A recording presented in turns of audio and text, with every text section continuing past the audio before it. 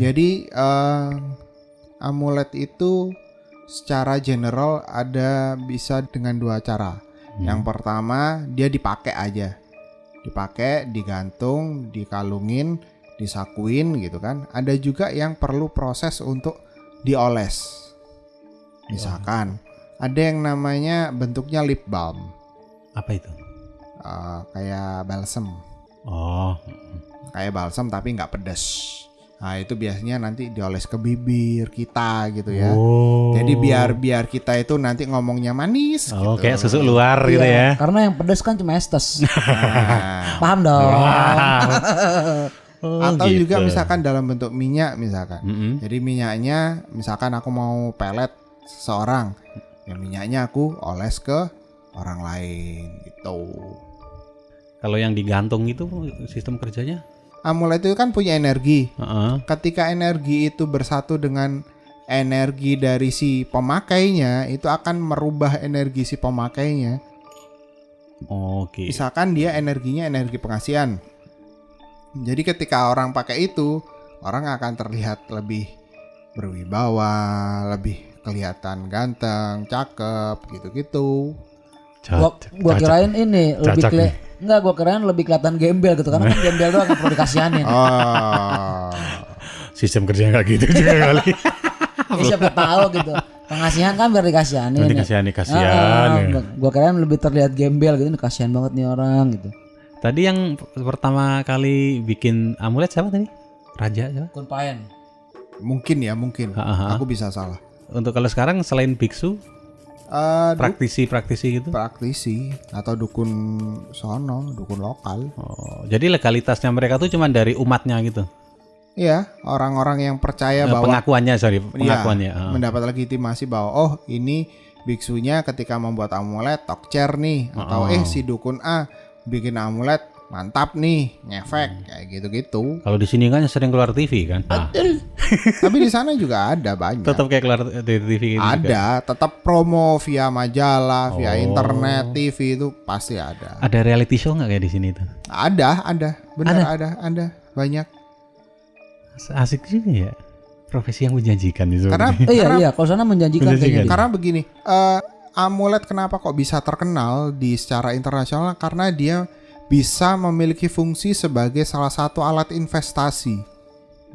Kenapa kok bisa begitu? Karena misalkan begini, ada seorang biksu membuat sebuah amulet.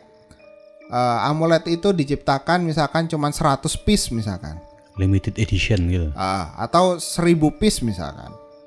Terus kemudian banyak orang yang cocok dipakai, ternyata beneran loh.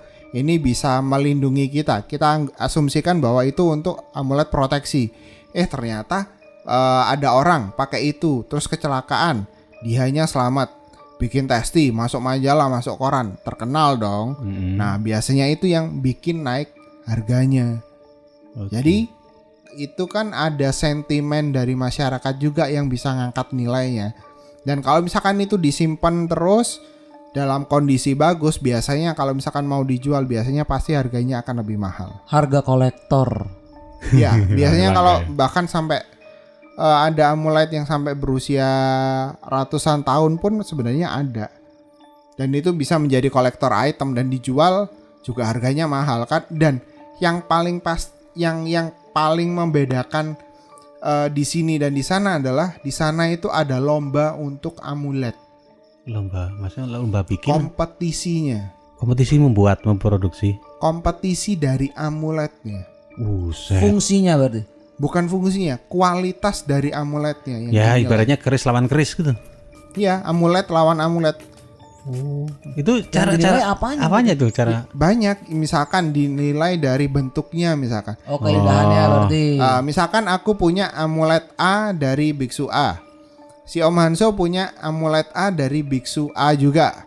Tapi karena sama-sama kita simpan selama 10 tahun, kondisinya pasti berbeda dong. Oh ya, berarti Kayak fisiknya gitu-gitu. ya. Oh. Jadi memang mereka menilai dari sesuatu yang bisa dilihat. Ya lu apik nggak megangnya gitu. Nah, jadi memang ada main-main kualitas sebenarnya.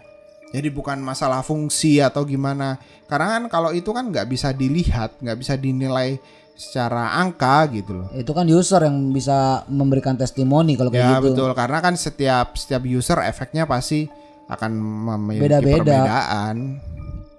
Itu yang menyebabkan bahwa ternyata amulet itu bisa bernilai investasi, bisa diakui oleh orang banyak karena ya ada sertifikasinya, keasliannya gitu loh.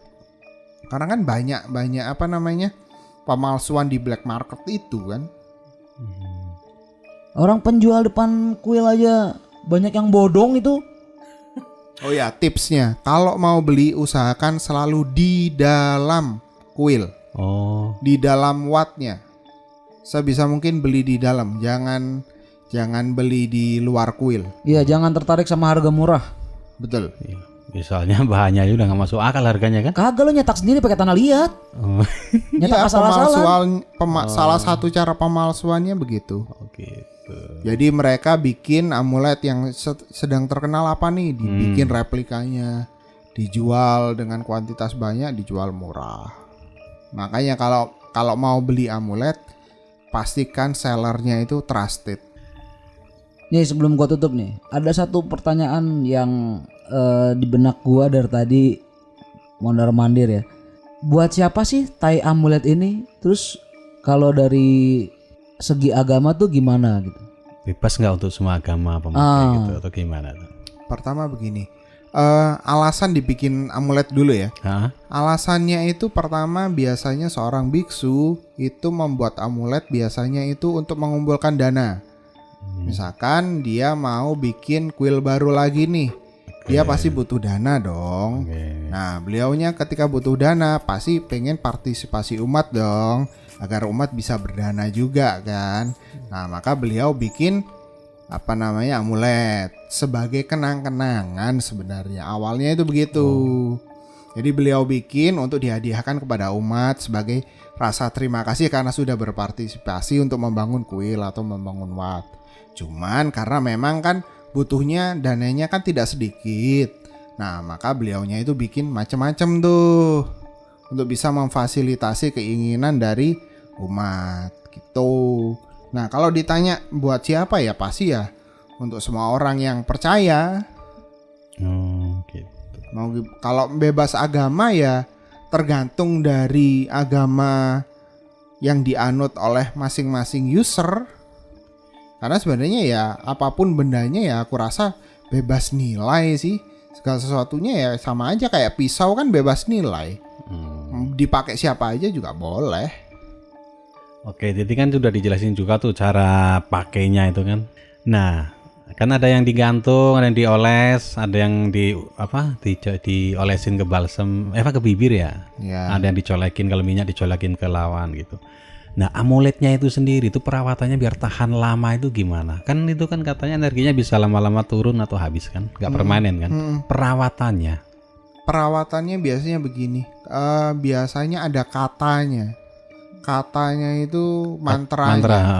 Jadi ada mantra pembuka, ada mantra inti. Biasanya itu yang harus dilafalkan oleh si usernya atau pemiliknya. Itu satu. Yang kedua biasanya juga untuk amulet-amulet yang berspirit gitu kan. Ada jin atau demitnya atau apapun istilahnya, itu biasanya dikasih offering. Misalkan dikasih suguhan dupa, dikasih suguhan minum. Kalau misalkan gumantong itu biasanya demennya itu susu karena dia kan anak kecil kan, suka kue, dikasih Fanta kayak gitu-gitu. Kalau kamu sukanya apa? Susu juga. Kok iprit? Ada. Lah pantangannya apa itu? Kan di sini kan kadang ada yang nggak boleh ke kamar mandi, nggak boleh apa gitu kan? Sama ya. Pantangannya relatif Ya tergantung. relatif sama sih. Oh, relatif sebenarnya. sama. Ada yang nggak boleh kena kotoran, ada yang nggak boleh dibawa ke kamar mandi, ada yang nggak boleh dibawa ke pemakaman, macam-macam sebenarnya ya relatif sama sih dengan di sini budayanya untuk masalah pantangan. Di sini kan satu suruh nyuci keris tuh. Di sana dicuci nggak tuh amulet tuh? Belum tahu akunya.